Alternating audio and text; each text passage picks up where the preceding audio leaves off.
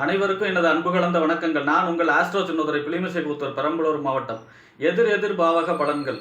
பொதுவாக ஜோதிடத்தில் 12 பாவகங்கள் உண்டு.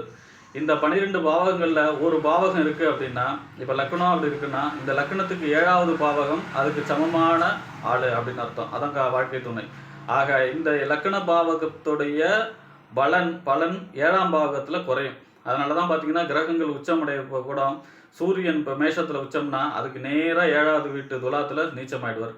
அந்த துலாத்தில் உச்சமடையக்கூடிய சனி அதுக்கு நேராக 7வது வீட்டு மேஷத்தில் நீச்சம் ஆகிடுவார். அந்த மாதிரி பார்த்தீங்கன்னா ரிஷபத்தில் சந்திரன் உச்சம் அப்படின்னா நேராக விருச்சகம் 7வது வீட்டில் நீச்சமாயிடுவார். ராகு கேது அந்த விருச்சகத்தில் உச்சமாயிருப்பார். அதுக்கு நேராக 7வது வீட்டு ரிஷபத்தில் நீச்சம் ஆகிடுவார்.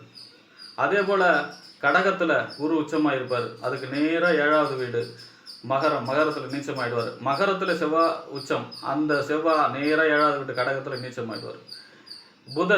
புதன் பார்த்தீங்கன்னா மீனத்தில் நீச்சமாயிடுவார். அது நேராக தன்னுடைய வீட்டு 7வது வீட்டில் புதன் கன்னியில் உச்சமாயிடுவார்.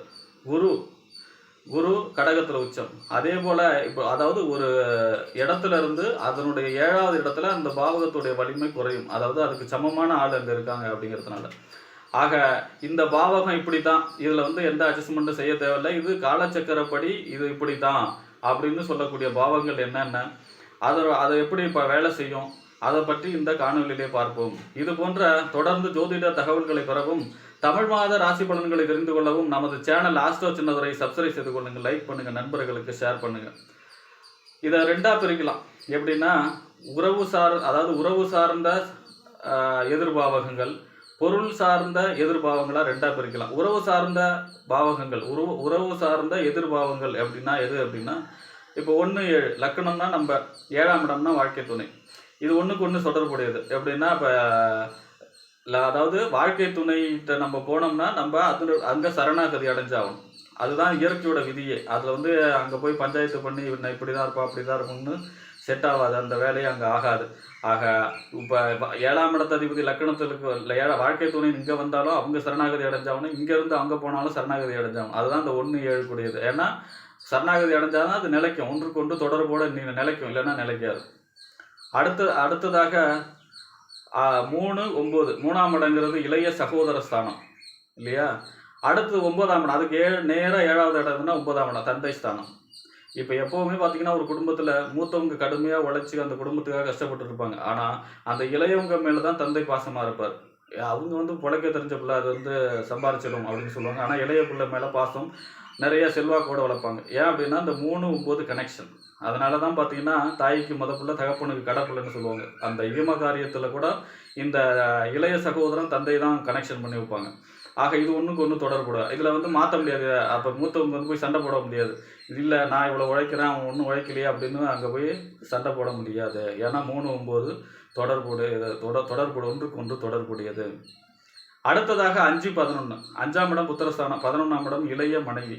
ஆக ஃபஸ்ட்டு தாரத்தில் குழந்தை இல்லை அப்படின்னா 2ஆம் தாரத்தில் ரெண்டாம் தார குழந்தைக்காக 2ஆம் தாரம் கல்யாணம் பண்ணுறோம் இல்லையா, அந்த மாதிரி 5-11 தொடர்புடையது. இதுலேயும் போய் எந்த மாறுதலும் செய்ய முடியாது. அடுத்ததாக பொருள் சார்ந்த எதிர் பாவங்கள் அப்படின்னா 2-8. ஒரு ஜாதகத்தில் 2ஆம் இடம் ஒரு வாக்கு தானம் குடும்பஸ்தானம் இல்லையா 2ஆம் இடம். இந்த 2ஆம் இடம் வலுவடையும் பொழுது பார்த்திங்கன்னா அவங்க நிறையா கஷ்டங்களை சந்தித்து தான் அந்த பொருளாதாரத்தை உயர்த்தியிருப்பாங்க. நிறைய வம்பு வழக்கை சந்திச்சிருப்பாங்க. நிறைய நஷ்டங்களை சந்தித்து தான் ஒரு முன்னேறி நிறைய எதிரிகளை சந்திக்காமல் அவங்க வந்திருக்கவே மாட்டாங்க. இதெல்லாம் சந்திச்சாதான் உங்களுக்கு வாக்கு தானம் குடும்பம் உயரும். ஆனால் இப்போ இதெல்லாம் சந்திக்கிறாங்க பாருங்க, அப்படி நேராக 8வது இடத்துக்கு வாங்க. 2ஆம் இடத்துக்கு 7வது ராசி தான் 8ஆம் இடம் லக்னத்துக்கு இல்லையா. ஆக அப்போ ஒருத்தர் நிறைய கோர்ட்டு கேஸ் எப்போ பார்த்தாலும் ரவுடித்தனமாக வம்பு வழக்கோட இருக்காங்கன்னா அவங்களுக்கு குடும்பம் இருக்காது. இது எப்படின்னா எதிர்பாவமாக இருந்தால் கூட ஒன்று இருந்தால் ஒன்று இல்லை, அதாவது அந்த மாதிரி கண்டிஷனில் போய்ட்டுடும். அது ஏற்கனவே பார்த்தது ஒன்றுக்கு ஒன்று தொடர்போடு இருக்கும். ஆனால் இது ஒன்று இருந்தால் ஒன்று இருக்காது. ஏன்னா 2 குடும்பம் இருந்தால் இந்த வம்பு வழக்கு சண்டை இதெல்லாம் சந்திச்சு தான் வரணும். அதே போல் இந்த வம்பு வழக்கு சண்டையோட ஒருத்தர் இருக்காருன்னா அவருக்கு குடும்பம் இருக்காது. இந்த மாதிரி ஒன்று இல்லை இருந்தால் இன்னொன்று இருக்காது அப்படிங்கிற கண்டிஷனில் போய்ட்டுடும்.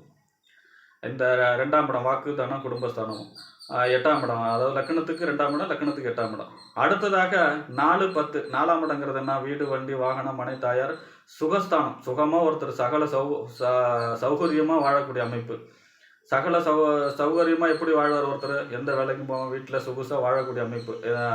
3 வேளையும் சாப்பாடு, தூங்குறது இந்த மாரி நல்ல ஒரு என்ஜாய்மென்ட்டான லைஃப் வாழக்கூடிய ஒரு சுக வாழ்க்கை. அது 4ஆம் இடம்.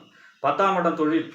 இப்போ தொழில்ல ஒருத்தர் கொடிகட்டி பறக்கிறார் அப்படின்னா, அவருக்கு நிக்க நேரம் இருக்காது. அவர் அதிக அதிக நேரம் தூங்க கூட முடியாது. அவர் சுக வாழ்க்கைய பத்தி ஒரு வீடு, வண்டி, வாகனம் இதெல்லாம் இருந்தும், அத அனுபவிக்க முடியாது அவரால. வீடு, வண்டி, வாகனமான சொத்து சுகம் எல்லாமே இருந்தாலும், அவர் இதை அந்த தொழில்ல கொடிகட்டி பறக்கிறவர், இத அனுபவிக்கவே முடியாது. ஏன்னா, அந்த 4க்கு 7ஆம் இடம், 10ஆம் இடம் ஒன்றுக்கொன்று எதிர் பாவங்கள். அதோட இல்ல, ஒண்ணு இருந்தா இன்னொன்னு தடைபடும். இப்போ ஒருத்தர் வீடு வேலை வெட்டி எதுவுமே போகல, வீட்ல சுகவாசியா வாழ்றாங்கன்னா, அவங்களுக்கு தொழில் நிலைக்காது. தொழில் நல்லா இருக்காது. தொழில்ல கொடிகட்டி பறக்கிறாங்க அப்படின்னா, இந்த 4ஆம் இடம் அவங்களால அனுபவிக்க முடியாது. ஒண்ணு இழந்து தான் இன்னொன்னு பெற முடியும். இந்த அமைப்பு இது எதிர் அமைப்பு. ஏற்கனவே சொன்ன 3 அமைப்பும் ஒன்றுக்கொன்று நல்ல அமைப்பு. இது எதிர் அமைப்பு.